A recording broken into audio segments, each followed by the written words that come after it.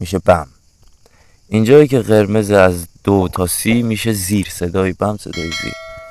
خب ما میخوایم کلا اینو 1 اکتاو کنیم. واسه این میایم اینجا دوباره میزنیم رو کیبورد، تعداد کلیدها نوشتیم بالایی رو میزنیم.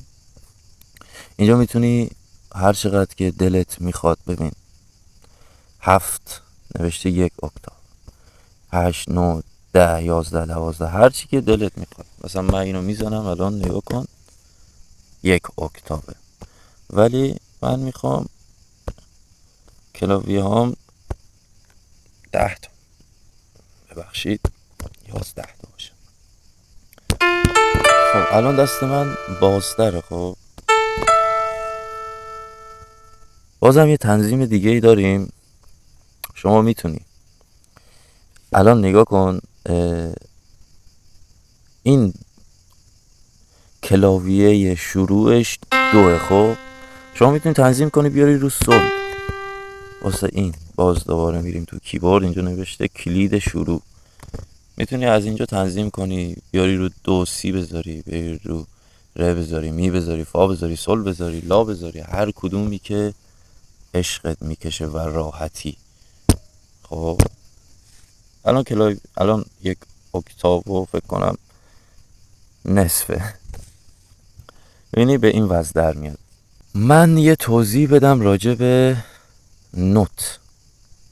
ببین هر اکتاو 7 تا نوت اصلی داره. 7 تا نوت اصلی اون چیه؟ دو، ره، می، فا، سل، لا، سی. این کلیدای سیاه یا کلاویه های سیاه اسمش هست دو دیز، ره دیز، فا دیز،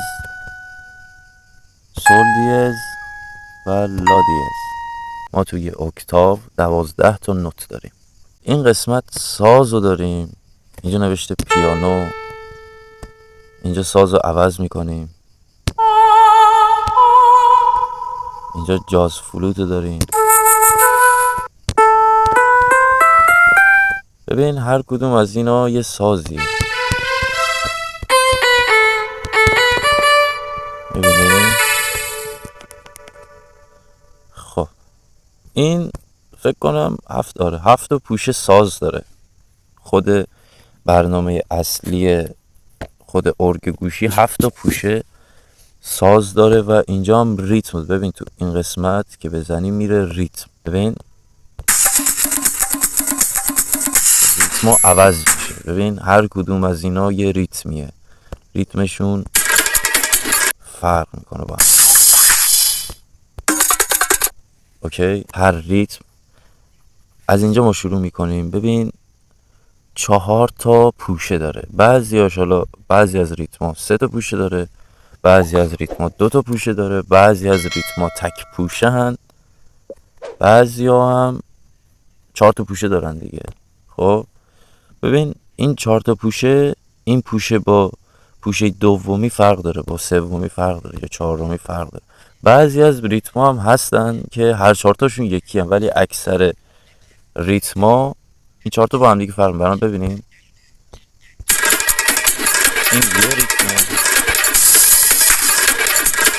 این یکی دیگه شه.